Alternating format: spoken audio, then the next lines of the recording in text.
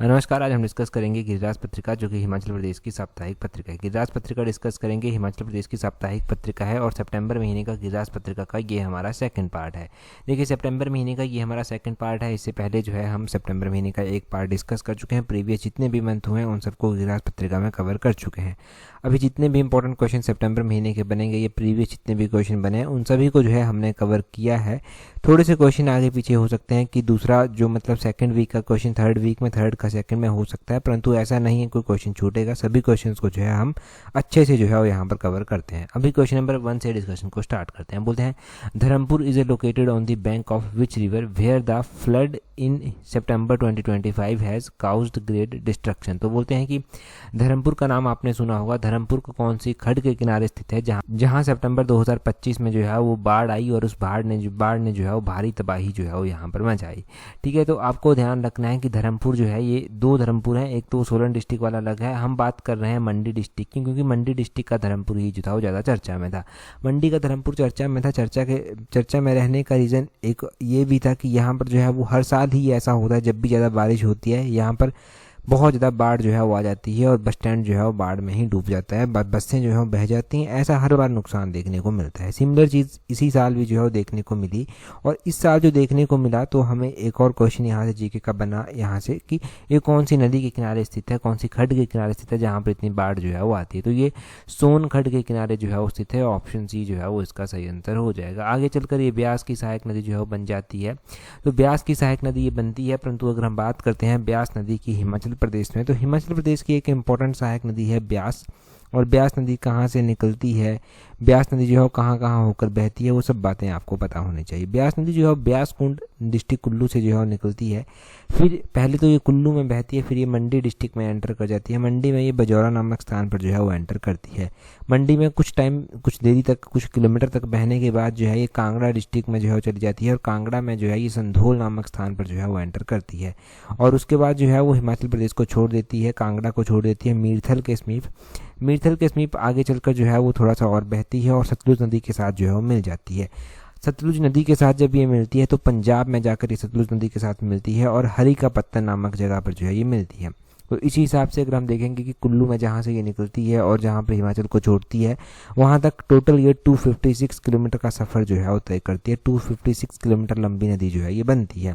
अगर इसके हम वैदिक नाम की बात करेंगे तो अर्जिकिया इसका वैदिक नाम आता है। इसकी सहायक नदियों की बात करेंगे तो पार्वती इसकी सहायक नदी आती है डिस्ट्रिक्ट कुल्लू में, पतलीकुल डिस्ट्रिक्ट कुल्लू में आती है, और भी बहुत सारी सहायक नदियाँ हैं डिस्ट्रिक्ट कुल्लू में, मंडी में, जैसे कि मानूनी हो गया, लूणी हो गया, तीर्थन हो गया, सैंज हो गया, सुकेती हो गया, बाणगंगा हो गया, बनेर हो गया, अवाह हो गया, सोनखड़ जो हम पढ़ रहे हैं वो हो गया, सोन के अलावा फोजल हो गया, हंसा हो गया, न्यूगल हो गया। ये सब जो है वो इसकी इंपॉर्टेंट सहायक नदियाँ जो है वो ब्यास की जो है वो बनती हैं। तो इतना इंपॉर्टेंट है ब्यास नदी के बारे में जानना। ये हमने सब कुछ जान लिया। कई बार बेसिक क्वेश्चन ब्यास नदी के बारे में पूछे जाते हैं। जैसे कि एक क्वेश्चन ये पूछा गया था कि आपका जो नदौन शहर है, नदौन जो है वो कौन सी नदी के किनारे जो है वो बसा हुआ है। तो नदौन जो है वो ब्यास नदी के किनारे जो है वो बसा हुआ है। एक क्वेश्चन पेपर 1 में पूछा गया था कि पतलीकुल जो है वो किसकी सहायक नदी है। पतलीकुल जो है वो पतलीकुल कुल्लू में एक जगह का नाम भी है, और पतलीकुल जो है वो एक नदी भी है, खड्ड के रूप में बहती है, और ये जो है वो ब्यास नदी में जाकर जो है वो मिलती है। कुल्लू में अभी दशहरा लगा हुआ है, तो कुल्लू का दशहरा जो है वो कौन सी नदी के किनारे लगता है, तो वो ब्यास नदी के किनारे ही जो है वो लगता है। ठीक है जी, तो ये सब बेसिक क्वेश्चन जो है वो इस तरह से बनते हैं। एग्जामिनर किसी भी तरह से पूछ सकता है। बेसिक नॉलेज होना जो है वो इनके बारे में बहुत ज़्यादा ज़रूरी है। अगला क्वेश्चन देखिए क्या बोलते हैं। अगले क्वेश्चन में बोलते हैं, by which year Himachal Pradesh set a goal to become a climate sensitive state. तो बोलते हैं कि हिमाचल प्रदेश ने किस वर्ष तक जो है वो जलवायु संवेदनशील राज्य बनने का लक्ष्य जो है वो निर्धारित किया है। तो हिमाचल प्रदेश ने जो है ये लक्ष्य निर्धारित किया है कि वो जलवायु संवेदनशील राज्य जो है वो बन जाएगा। कौन से ईयर तक का टारगेट जो है ये रखा है। तो हिमाचल प्रदेश हमारा एक छोटा सा स्टेट है और इसने ये टारगेट रखा है कि हम 2040 तक, लगभग 2040 तक जो है वो क्लाइमेट पॉजिटिव स्टेट जो है वो बन जाएंगे, क्लाइमेट संवेदनशील स्टेट जो है वो बन जाएंगे। इसका ऑप्शन सी जो है वो सही आंसर इसका हो जाएगा। हिमाचल प्रदेश के लोक निर्माण मंत्री हैं विक्रम आदित्य। उन्होंने भी ये बात कही कि हिमाचल प्रदेश जो है वो 2040 तक जो है वो हिमाचल प्रदेश को जो है क्लाइमेट पॉजिटिव या फिर क्लाइमेट सेंसिटिव राज्य कह लीजिए, ये जो है बना दिया जाएगा। जाएगा। इसके लिए इन्होंने एक और बात कही, इसी के लिए इन्होंने कहा कि 2047 तक जो है वो विश्व का अग्रणी पर्वतीय विकास मॉडल जो है वो यहाँ पर बनाया जाएगा। ये बात इन्होंने कही। ये जो है वो केरल के कोची में अर्बन कॉन्क्लेव में इन्होंने भाग लिया था, जहाँ पर ये बात जो था वो कर रहे थे।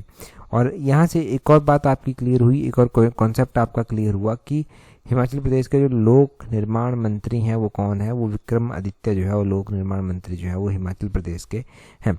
क्लाइमेट को लेकर हिमाचल प्रदेश जो है वो और भी बहुत सारे इनिशिएटिव जो है वो टाइम टू टाइम जो है वो लेता रहता है। जैसे कि हिमाचल प्रदेश ने टारगेट रखा है ग्रीन एनर्जी स्टेट बनने का टारगेट। तो ग्रीन एनर्जी स्टेट बनने का टारगेट जो है वो हिमाचल ने रखा है कि कब तक जो है वो हिमाचल जो है वो ग्रीन एनर्जी स्टेट बन जाएगा। तो अभी तो 2025 चला हुआ है, तो हिमाचल ने टारगेट रखा हुआ है कि हम जो है वो जल्दी ही ग्रीन एनर्जी स्टेट जो है बन जाएंगे, लगभग मार्च 2026 तक, 31 मार्च 2026 तक जो है हम ग्रीन एनर्जी स्टेट जो है वो बन जाएंगे। ये हिमाचल प्रदेश जो है वो कहता है।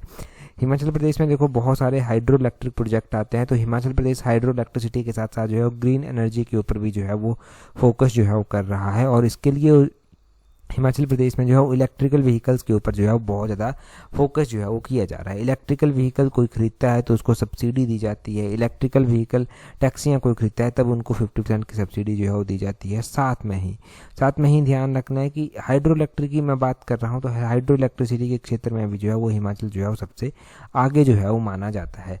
पूरे अगर हम बात करते हैं इंडिया की ही एक तरह से, तो पूरे इंडिया की जो है वो जो हाइड्रो इलेक्ट्रिसिटी है ना, उसका अबाउट 25% जो है वो हिमाचल से जो है वो कंट्रीब्यूट करता है।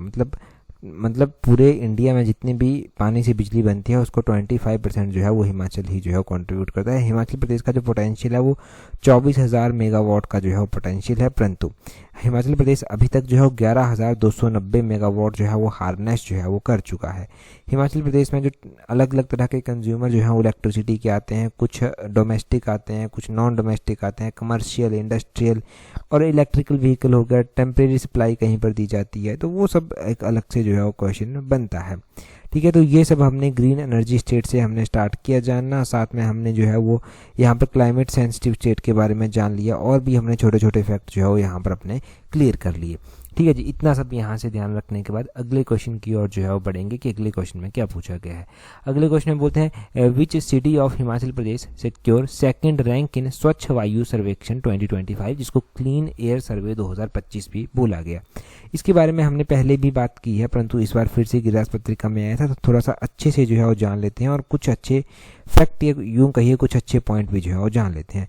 अगर हम स्वच्छ वायु सर्वेक्षण में बात करते हैं तो परमाणु का जो है वो सेकंड नंबर जो है वो रहा है। ठीक है, यहाँ पर बोलते हैं कि किसका नंबर सेकंड रहा है। यहाँ पर देखिए आप ऑप्शन नंबर डी को देखिए, परमाणु का जो है वो सेकंड नंबर जो है वो यहाँ पर रहा है स्वच्छ वायु सर्वेक्षण में। हिमाचल प्रदेश में अगर हम बात करते हैं तो सोलन डिस्ट्रिक्ट में ये परमाणु आता है। सोलन डिस्ट्रिक्ट का परमाणु जो है वो स्वच्छ शहर जो प्रतिष्ठित स्वच्छ वायु सर्वेक्षण निकाला गया है उसमें दूसरा स्थान जो है वो रहा है। केंद्रीय पर्यावरण, वन एवं जलवायु परिवर्तन मंत्री जो श्री भूपेंद्र यादव हैं उनके द्वारा जो है वो इसको निकाला गया और इसके बारे में पूरी बात जो है वो कही गई। अब ये अवार्ड जो है वो अलग अलग स्टेट्स को जो है वो दिए गए और इसी श्रेणी में अगर हम देखते हैं तो परमाणु को जो है, परमाणु जो शहर है वो देश के स्वच्छ वायु शहरों में जो है वो दूसरे नंबर पर जो है वो आता है। और ये जो है वो इसको जो है वो जो चीज़ अवार्ड इसको मिला है वो क्या अवार्ड इसको मिला है, तो परमाणु को जो है वो 25 लाख रुपए के नकद पुरस्कार से जो है वो सम्मानित किया गया है। ये बात आपने ध्यान रखनी है। अगर हम स्वच्छ वायु सर्वेक्षण की बात करते हैं तो स्वच्छ वायु सर्वेक्षण के क्वेश्चन भी हर बार एग्जाम में बनते हैं। इस स्वच्छ वायु सर्वेक्षण में जो है वो अलग अलग कैटेगरीज जो है वो बनाई जाती हैं। इंदौर ने जो है वो इसे स्वच्छ वायु सर्वेक्षण में जो है वो टॉप किया है। और इंदौर के अलावा अगर हम बात करते हैं कि इंदौर ने टॉप किया है, उसने किस कैटेगरी में जो है टॉप किया है, तो इंदौर ने जो है वो मिलियन प्लस सिटी में, जिन सिटीज़ की पॉपुलेशन मिलियन प्लस है उन सिटीज़ में जो है वो इंदौर ने टॉप जो है वो किया है। सेकंड नंबर पर जबलपुर रहा है, थर्ड नंबर पर आगरा और सूरत जो है वो रहे हैं। अगर हम उसी तरह देखते हैं अमरावती की, तो अमरावती ने जो है वो उन शहरों में टॉप किया है जिनकी पॉपुलेशन जो है वो 3 लाख से 10 लाख के बीच में जो है वो आती है। उसमें अमरावती का जो है फर्स्ट रैंक रहा है। और झांसी और मुरादाबाद ये जो है वो दूसरे नंबर पर जॉइंटली रहे और अलवार जो है वो तीसरे नंबर पर जो है वो रहा। थर्ड कैटेगरी एक और बनाई गई थी। ये जो थर्ड कैटेगरी बनाई गई थी ये उन शहरों की बनाई गई थी जिनकी पॉपुलेशन जो है वो 3 लाख के बीच बीच में जो है वो आती है। तो उसी में जो है हमें पहले नंबर पर जो है वो मध्य प्रदेश का देवास नामक जगह देखने को मिली, देवास सिटी जो है वो देखने को मिली, ये पहले नंबर पर जो है वो आया। और हिमाचल प्रदेश का परमाणु जो है वो हमें दूसरे नंबर पर देखने को मिला और तीसरे नंबर पर जो है वो अंगुल हमें देखने को मिला। अंगुल जो है वो उड़ीसा में जो है वो पड़ता है। तो ये आपने 3 कैटेगरीज ध्यान रखनी है। पहली कैटेगरी है जिनकी पॉपुलेशन मिलियन प्लस है, मतलब 10 लाख प्लस जिनकी पॉपुलेशन है। दूसरी है जिनकी पॉपुलेशन 3 लाख से 10 लाख के बीच में है और तीसरी है जिनकी पॉपुलेशन जो है वो 3 लाख से कम है। ठीक है जी, ये हमें 3 कैटेगरीज जो है वो यहाँ पर देखने को मिली और इन तीनों कैटेगरीज में हमने देख लिया कि टॉप की 3 सिटीज़ जो है वो कौन सी रही हैं। अब यहाँ से कोई सा भी क्वेश्चन आपसे पूछा जाए, किसी भी एंगल से पूछा जाए, तो वो स्वच्छ वायु सर्वेक्षण के बारे में ज़रूरी है और वो आपकी हेल्प भी एग्जाम में करेगा। 1-2 नंबर सूखे आपको यहाँ से मिल जाएंगे। अगला क्वेश्चन हम देखेंगे, परंतु अगला क्वेश्चन हम डिस्कस करें उससे पहले अगर आप तैयारी कर रहे हैं अपकमिंग HPRC के TGT एग्जाम के लिए, JVT एग्जाम के लिए, तो आप हमारे कॉम्प्रिहेंसिव टेस्ट सीरीज को ज्वाइन कर सकते हैं जिसका लिंक नीचे डिस्क्रिप्शन बॉक्स कमेंट बॉक्स में बच गया है।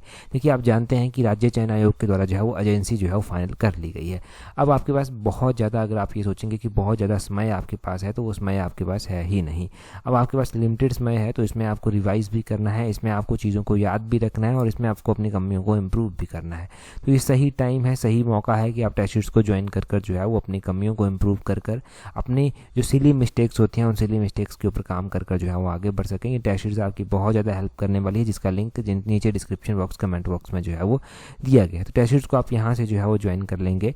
अगला क्वेश्चन हम देखें हमारे पास क्या पूछा गया है। बोलते हैं who has been selected for the national teachers award for 2025 from Himachal Pradesh. तो बोलते हैं कि हिमाचल प्रदेश से जो है वो 2025 का शिक्षक पुरस्कार जो है वो किसे दिया जाएगा या फिर किसे इसके लिए जो है वो चुना गया। अगर हम नेशनल टीचर अवार्ड की बात करते हैं तो नेशनल टीचर अवार्ड जो है वो किसको दिया गया? नेशनल टीचर अवार्ड जो है वो दिया गया शशि पॉल को। शशि पॉल ऑप्शन ए जो है वो इसका सही आंसर जो है वो हो जाएगा। शशि पॉल जो है ये इसका सही आंसर है। अब हम बात करते हैं यहाँ पर कुछ और भी पॉइंट्स के बारे में कि कौन से डिस्ट्रिक्ट से संबंध रखते हैं, कौन से ये टीचर हैं, इन सब पॉइंट्स के ऊपर जो है वो चर्चा करना यहाँ पर ज़रूरी है। शशि पॉल की अगर हम बात करते हैं तो ये हिमाचल प्रदेश के सोलन डिस्ट्रिक्ट से जो है वो संबंध रखने वाले हैं। JBT यानी कि जूनियर बेसिक टीचर जो है ये हैं और इनको जो है ये अवार्ड दिया गया है। इनकी जो डेडिकेशन है चिल्ड्रंस के प्रति, चिल्ड्रन सेंट्रिक जो इनकी अप्रोच रहती है पढ़ाने में, कम्युनिटी को भी ये साथ में लाते हैं, वो बहुत सारी छोटी छोटी चीज़ें हैं जिनको ध्यान में रखते हुए जो है वो इनको ये अवार्ड जो है वो दिया गया है। ये अवार्ड दिया किसके द्वारा जाता है? तो ये अवार्ड जो है वो दिया जाता है मिनिस्ट्री ऑफ एजुकेशन के द्वारा। मिनिस्ट्री ऑफ एजुकेशन इसको देती है। और टीचर डे मनाया कब जाता है? अगर हम नेशनल टीचर डे की बात करते हैं कि टीचर डे कब मनाया जाता है तो वो सितंबर महीने में 5 सितंबर को जो है वो मनाया जाता है।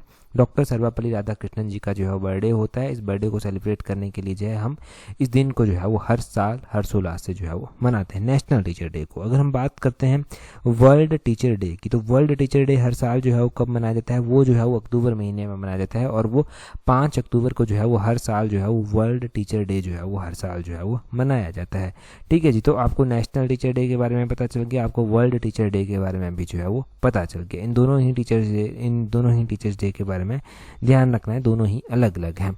अगला क्वेश्चन देखेंगे हमारे पास जो है वो क्या पूछा गया है अगले क्वेश्चन में बोलते हैं what is altitude of mount Reo Purgyil where Indian army team and civilian from Himachal Pradesh successfully hosted the national flag. तो बोलते हैं माउंट रियो पार्गुल की ऊंचाई क्या है जहां भारतीय सेना की टीम और हिमाचल प्रदेश के नागरिकों ने जो है सफलतापूर्वक जो है वो ध्वज फहराया है।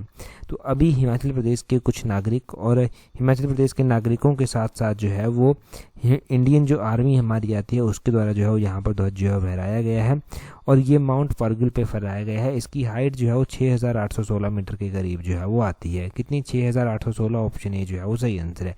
कहाँ की ये बात है? ये रियो पार्गुल है कहाँ पर? तो ये जो है किन्नौर में जो है वो आती है। भारतीय सेना के जवान और 17 नागरिक थे लोकल यहाँ के जिनके द्वारा जो है माउंट रियो पार्गुल में जो है तिरंगा फहराया गया और ऑपरेशन सद्भावना का ये 18 दिन बाद जो है वो सफलतापूर्वक समापन जो है वो यहाँ से हुआ। ऑपरेशन सद्भावना इसके लिए जो था वो चलाया गया था। और अगर हम बात करते हैं यहाँ पर कि और भी हमें चीज़ें इंपॉर्टेंट पॉइंट्स यहाँ से याद रखने, तो हम इंपॉर्टेंट पीक्स के बारे में और उनके एल्टीट्यूड के बारे में ज़रूर यहाँ से जो है वो जानेंगे और ज़रूर उसके बारे में याद भी जो है वो रखेंगे। हमारे पास हिमाचल की हाईएस्ट चोटी आती है जिसको हम सिल्ला चोटी के नाम से जानते हैं। सिल्ला चोटी जो है वो 7025 मीटर की ऊंचाई पर जो है वो आती है। 7025 मीटर की ऊंचाई पर ये आती है। लियोपार्ग्यूल एक आती है।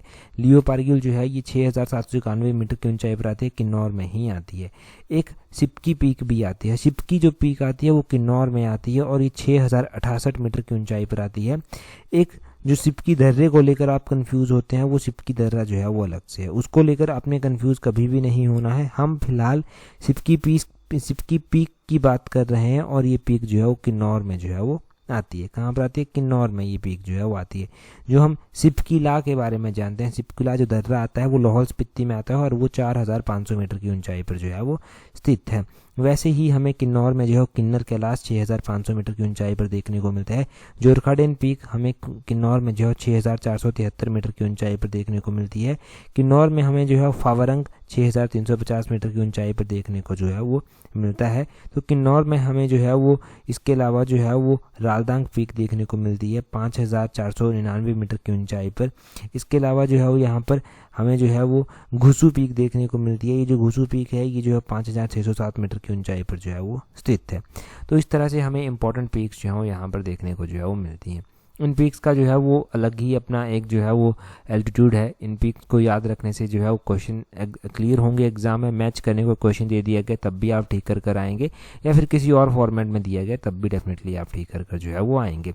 अगला क्वेश्चन देखिए क्या बोलते हैं where will the bamboo toothbrush industry be stabilise under the national bamboo mission. तो हिमाचल प्रदेश में जो है वो नेशनल बैम्बू मिशन के तहत, राष्ट्रीय बैम्बू मिशन के तहत जो है वो बैम्बू टूथब्रश उद्योग जो है वो कहाँ पर स्थापित जो है वो किया जाएगा। तो ये जो है वो कहाँ पर किया जाएगा? घंडवाल में किया जाएगा। ऑप्शन बी जो है वो इसका सही आंसर है। बाकी देखो गिरास पत्रिका में जो है वो अलग अलग आर्टिकल्स में जो है वो बल्क ड्रग पार्क की बात जो था वो की गई थी। ये बल्क ड्रग पार्क को जो है वो पर्यावरणीय तौर पर जो है मंजूरी मिल गई है, मतलब एनवायरमेंटल क्लियरेंस जो है वो इसको मिल चुकी है। तो ये आता कहाँ पर है? बल्क ड्रग पार्क जो है वो है। ये जो बल्क ड्रग पार्क है ये कहाँ पर आता है? ये आपने ध्यान रखना है ज़रूर कि ये बल्क ड्रग पार्क जो है वो आपका जो है वो डिस्ट्रिक्ट ऊना में ही जो है वो आता है। दूसरा आपने ध्यान रखना है कि गिरास पत्रिका में शगुन योजना की एक बार फिर से जो है वो बात की गई थी। शगुन योजना के बारे में इसलिए मैंने क्वेश्चन ऐड नहीं किया क्योंकि गिरास पत्रिका में कम से कम 5-10 बार तो अभी तक हम शगुन योजना जो है वो पढ़ ही चुके हैं। शगुन योजना के तहत सरकार जो है वो गरीब परिवार की बेटियों को जो है वो शादी पर जो है वो 31,000 रुपये का शगुन जो है वो देती है। बीपीएल परिवार से जो लड़कियां संबंध रखती हैं उनको ये राशि दी जाती है। इसके लिए कंडीशन रखी गई है कि उनकी जो आयु है वो 18 वर्ष से अधिक की होनी चाहिए और उनको जो है ये राशि जो है वो दी गई है। तो अभी उसी को लेकर जो है वो एक आर्टिकल जो था वो आया था, तो वो डिस्कस बार बार चीज़ें दोहराने की ज़रूरत भी नहीं है क्योंकि अब ये चीज़ें जो हैं जो रेगुलर फॉलो करते हैं उनको टिप्स पर जो है वो याद हो चुकी हैं। और साथ में ही जो है मैंने आपको ये बता ही दिया जो हिमाचल प्रदेश में जो है वो इसके अलावा बात बल्क ड्रग पार्क है उसकी जो है वो चली हुई है, उसको एनवायरमेंटल क्लियरेंस दी गई है, वो कहाँ पर जो है वो स्थित है। तो यही बेसिक क्वेश्चन यहाँ से क्लियर होंगे, ज़्यादा डिटेल में भी हम बात नहीं करेंगे। अब अगला क्वेश्चन देखिए क्या बोलते हैं। अगले क्वेश्चन में बोलते हैं world heart day every year observed on. तो ये विश्व हृदय दिवस मनाया जाता है। ये कब मनाया जाता है? सितंबर महीने के इंपॉर्टेंट डेज की कर ही लेते हैं। सितंबर महीने के इंपॉर्टेंट डेज में आपको सारे ही रिवाइज करवा देता हूँ। सितंबर महीने में अगर आप देखेंगे कि कौन कौन से इंपॉर्टेंट डेज जो है मनाए जाते हैं, तो सबसे पहले जो है 2 सितंबर को डे मनाया जाता है विश्व, जिसको जो है वो विश्व नारियल दिवस जो है वो बोलते हैं, वर्ल्ड कोकोनट डे जो है वो बोलते हैं। उसके बाद 7 सितंबर को इंपॉर्टेंट डे मनाया जाता है अंतर्राष्ट्रीय पुलिस सहयोग दिवस, और 8 सितंबर को मनाया जाता है विश्व साक्षरता दिवस, यानी कि वर्ल्ड लिटरेसी डे जो है वो 8 सितंबर को मनाया जाता है। और 10 सितंबर को मनाया जाता है विश्व आत्महत्या रोकथाम दिवस। ये आपने ज़रूर ध्यान रखना है कब मनाया जाता है। और उसके बाद जो है वो 11 सितंबर को राष्ट्रीय वन शहीद दिवस जो है वो मनाया जाता है। 14 सितंबर को सबसे इंपॉर्टेंट डे हिंदी दिवस मनाया जाता है। 15 सितंबर को जो है वो इंजीनियर डे मनाया जाता है। और 15 सितंबर को ही जो है वो इंटरनेशनल लोकतंत्र डे यानी कि इंटरनेशनल डेमोक्रेसी डे भी जो है वो मनाया जाता है। 16 सितंबर आती है, उसके बाद इस दिन जो है वो अंतर्राष्ट्रीय ओजोन डे मनाया जाता है, इंटरनेशनल ओजोन डे जो है वो मनाया जाता है। और 17 सितंबर आती है, इस दिन जो है वो विश्व रोगी सुरक्षा दिवस जो है वो मनाया जाता है। 18 सितंबर आती है, इस दिन वर्ल्ड बैम्बू डे जो है वो मनाया जाता है। विश्व बांस दिवस जो है वो मनाया जाता है। जो बैम्बू की हम बात भी कर रहे थे ऊपर वाले क्वेश्चन में, वही डे ये मनाया जाता है। और 21 सितंबर को जो है वो इंटरनेशनल पीस डे जो है वो मनाया जाता है, यानी कि अंतर्राष्ट्रीय शांति दिवस जो है वो मनाया जाता है। 25 सितंबर को अंत्योदय दिवस मनाया जाता है। टेलीग्राम के ऊपर भी इस अंत्योदय दिवस का क्विज मैंने डाला था। 27 सितंबर को जो है वो विश्व पर्यटन दिवस मनाया जाता है, इसका क्विज भी हमने टेलीग्राम पर जो है वो प्रोवाइड करवाया था। और उसके बाद जो है वो विश्व हृदय दिवस जो है वो आता है। ये विश्व हृदय दिवस जो है वो हर साल 29 सितंबर को जो है वो मनाया जाता है। ऑप्शन सी इसका सही आंसर जो है वो होगा, तो इसको सही कर लेना। ये 29 सितंबर को जो है वो विश्व हृदय दिवस जो है मनाया जाता है। बाकी सितंबर महीने के ऑलमोस्ट सारे के सारे इंपॉर्टेंट डे जो है वो मैंने आपको यहाँ से रिवाइज डिटेल में करवा ही दिए। अगर कोई और भी इंपॉर्टेंट डे ऐड यहाँ पर करना होगा तो अगले पार्ट में उसको ऐड कर लिया जाएगा। अभी हम अगले क्वेश्चन की ओर जो है वो चलेंगे। अगले क्वेश्चन में हमसे क्या पूछा गया है? अगले क्वेश्चन में बोलते हैं चंबा में प्राचीन काल में चलने वाली मुद्रा का क्या नाम था? तो चंबा में जो है वो अपनी एक मुद्रा यहाँ पर चलती थी प्राचीन समय में, जिसको जो है वो चकली कहा जाता था। चकली इसको बोलते थे। राजा साहिल वर्मन के कार्यकाल के दौरान ये चली थी। राजा साहिल वर्मन वही थे जिन्होंने चंबा शहर की स्थापना जो था वो की थी। पीर पंजाल का सबसे बड़ा ग्लेशियर जो है वो कौन सा है? पीर पंजाल रेंज में सबसे बड़ा ग्लेशियर जो है वो सोना पानी ग्लेशियर जो है वो आता है। तो ये सोना पानी ग्लेशियर कहाँ पर आता है? पीर पंजाल रेंज में आता है। ये सोना पानी ग्लेशियर भी इंपॉर्टेंट है, इसके बारे में भी एचएएस वगैरह में क्वेश्चन पूछा जाता है। इसको वॉकर एंड पॉस्को के द्वारा सर्वे किया गया था। कौन से ईयर में इसको सर्वे किया गया था? इसको 1906 में जो था वॉकर एंड पॉस्को के द्वारा जो था वो सर्वे इसका किया गया था। और ये पास जो है वो रोहतांग दर्रे से भी जो है वो विजिबल रहता है। रोहतांग दर्रे से भी इसको देखा जा सकता है। ठीक है, तो इस सोना पानी ग्लेशियर के बारे में भी जानकारी आपको मिल ही गई। आगे देखिए अगले क्वेश्चन में क्या बोलते हैं? बोलते हैं राहला जल प्रताप कहाँ पर आता है? ये जो राहला जल प्रताप है, जलप्रपात मतलब वाटरफॉल की बात हो रही है। ये जो है वो कुल्लू में जो है वो आता है, राहला वाटरफॉल। और आगे बोलते हैं बात हिमाचल की पुस्तक किसके द्वारा रची गई है? हिमाचल प्रदेश के ऊपर अलग अलग किताबें लिखी गई हैं, उसी में से एक किताब आती है बात हिमाचल की। ये बात हिमाचल की पुस्तक जो है वो किसके द्वारा? ये आशा शैली के द्वारा जो है वो लिखी गई है। ऑप्शन इसका आशा शैली जो है वो सही होगा। आगे बोलते हैं रैमन मैग्सेसे अवार्ड 2025 का दे दिया गया है। ये किसको दिया गया है? ये जो है वो एजुकेट गर्ल कर एक एनजीओ आता है, जो हमने पढ़ा भी है उत्तीर्ण सीरीज में। जो हम करंट अफेयर पढ़ते हैं उसमें हम पढ़ चुके हैं कि एजुकेट गर्ल्स कर एनजीओ है, जिसको ये रैमन मैग्सेसे अवार्ड दिया गया है। पुल अप का वर्ल्ड रिकॉर्ड किसने बनाया है? तो पुल अप का वर्ल्ड रिकॉर्ड जो है वो बनाया है ओह योहान के द्वारा। ओह योहान का नाम ध्यान रखना। आगे बोलते हैं स्वीडन किस वर्ष नाटो का सदस्य जो था वो बना था? तो स्वीडन जो है वो नाटो का सदस्य बन चुका है, और स्वीडन जो है वो 2024 में जो था वो नाटो का सदस्य जो था वो बना था। अगर हम नाटो के सदस्यों की बात करते हैं तो नाटो में जो है वो 32 मेंबर जो है वो आते हैं, और नाटो का जो 32 नंबर का मेंबर बना था वो स्वीडन ही जो था वो बना था। जल्दी से कमेंट कर बताइए कि स्वीडन की कैपिटल जो है वो कहाँ पर है। आगे बोलते हैं घाना की राजधानी जो है वो कहाँ पर है? घाना कंट्री की बात हो रही है, इसकी राजधानी अकारा में जो है वो आती है। आगे बोलते हैं भारत में सबसे ज़्यादा शैक्षणिक डिग्री प्राप्त करने का कीर्तिमान जो है वो किसके पास है? तो ये डॉक्टर श्रीकांत जिचकर के पास जो है वो है। भारत का जो सबसे ज़्यादा शैक्षणिक डिग्री प्राप्त करने का कीर्तिमान है वो किसके पास है? आगे बोलते हैं अखिल भारतीय खो खो महासंघ के अध्यक्ष कौन है? तो ये जो है वो सुधांशु मित्तल जो है वो अखिल भारतीय खो खो महासंघ के अध्यक्ष हैं। नेक्स्ट वन क्वेश्चन में बोलते हैं ब्रिटिश औपनिवेशिक शासन के खिलाफ रंपा विद्रोह हुआ था, इसका नेतृत्व किसने जो था वो किया था? तो रंपा विद्रोह का नेतृत्व जो था वो अल्लूरी सीताराम राजू के द्वारा जो था वो किया गया था। अब ये रंपा विद्रोह हुआ था, तो ये रंपा रिवोल्ट जो था वो हुआ कौन से ईयर में था? ये भी आपको पता होना चाहिए। रंपा रिवोल्ट की बात करते हैं कि ये कौन से ईयर में हुआ था? तो ये 1922 में जो था वो रंपा रिबेलियन जो था वो हुआ था। रंपा आंदोलन, रंपा विद्रोह 1922 में हुआ था। यहाँ पर मैं लिख देता हूँ 1922 इस ईयर में ये हुआ था। भारत का कौन सा मंदिर ब्लैक पैगोडा के नाम से जाना जाता है? तो ये सूर्य मंदिर जो कोणार्क में स्थित है उसको जो है वो ब्लैक पैगोडा के नाम से भी जानते हैं। इन अंतर्राष्ट्रीय शांति दिवस कब मनाया जाता है? अभी हम पढ़ रहे थे, वो 21 सितंबर को जो है वो हर साल मनाया जाता है। उत्तर वैदिक काल में कृषि का देवता किसे कहा जाता था? तो कृषि का देवता जो था वो इंद्र जी को जो था वो बोलते थे। और ये उत्तर वैदिक काल की बात की जा रही है कि उत्तर वैदिक काल में कृषि का देवता किसको बोलते थे? तो वो इंद्र जी को जो था वो बोलते थे। अगला क्वेश्चन देखिए, बोलते हैं recently in which district of Himachal Pradesh India's first state supported biochar programme launch. तो बोलते हैं कि हाल ही में हिमाचल प्रदेश के किस जिले में भारत का पहला राज्य समर्थित बायोचार कार्यक्रम शुरू किया गया है। तो आपने कमेंट कर बताना है कि हिमाचल प्रदेश का पूरे इंडिया का ही ये first state supported biochar programme है, ये कहाँ पर जो है लॉन्च किया गया है। सितंबर महीने के पहले पार्ट में हमने ये क्वेश्चन जो था वो जाना था। अभी जल्दी से आप जो है उस क्वेश्चन का आंसर कमेंट कर बता दीजिए। टेलीग्राम पर ज्वाइन नहीं किया है तो टेलीग्राम पर ज्वाइन करने के लिए अपने टेलीग्राम से @allexam31 सर्च करना, आपको हमारा टेलीग्राम चैनल जो है वो मिल जाएगा। आज की इस वीडियो में इतना ही है। That's all. Thank you very much for watching and listening it very patiently.